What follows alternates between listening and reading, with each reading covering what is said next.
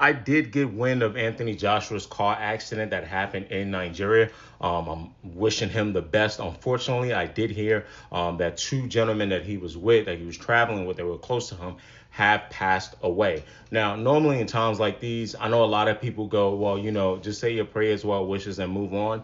But there's something happening on the ground right now in Nigeria that I'm seeing local Nigerians, younger Nigerians, talk about, that I do feel like we have to bring to the forefront. And that is, during this accident, you have a diasporan Nigerian, right? A guy that's lived in the UK, made his money in the UK, pretty wealthy, pretty popular, get involved in a car accident. And unfortunately, from what I can see, and a lot of local people are putting on the internet, you have a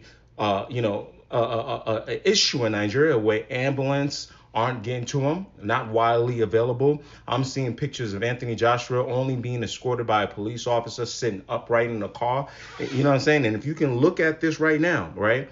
Somebody that was involved in that type of accident, from what I know, should not be sitting upright. If anything, should be laid flat, laid flat and attended to by medical officials, right? So yeah, I hear some people, and I get it. Maybe it's about being patriotic, saying, well, or like the stuff that Burna Boy says, like, as long as you have money in Nigeria, you'll be fine.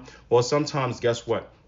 Money can't money can't put past what's supposed to exist, right? Money can't get you, past what's supposed to exist, right? Which is social services, a floor and a safety net where every single citizen, rich or poor, when they get involved in disasters like this, right?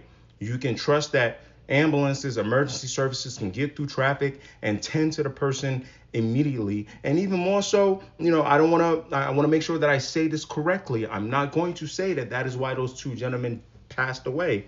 But I'm going to assume that if there's an accident and it's nothing but the local people coming out with cameras out, and it's taking a long time for ambulance and medical officials to get to the scene of that accident, or they aren't available at all, I can only assume, you can only assume if medical professionals can get to people quickly enough, you can save a life, right? So that's the only thing that I think that I have to point out here. Now, from what I hear also from BBC Sport, is Anthony Joshua will be immediately flown out of Nigeria and to the UK for treatment. But this is something that, I want to use an example for Nigerians that are there locally, diaspora Nigerians.